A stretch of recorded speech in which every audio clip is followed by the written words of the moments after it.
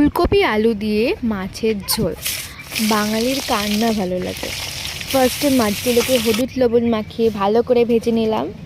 তারপর সেম আলুগুলোকে ভালো করে ভেজে নিয়ে ফুলকপিগুলোকেও লাল লাল করে হলুদ লবণ মাখিয়ে ভেজে নিয়ে কড়াইতে দিয়ে দিলাম পেঁয়াজ, আদা, রসুন, লঙ্কা, হলুদ গুঁড়ো, সবগুলোকে ভালো করে কষিয়ে তার মধ্যে লাস্টে দিয়ে দিলাম চিনি দিয়ে আবার কষালাম যখন তেল ছেড়ে দেয়।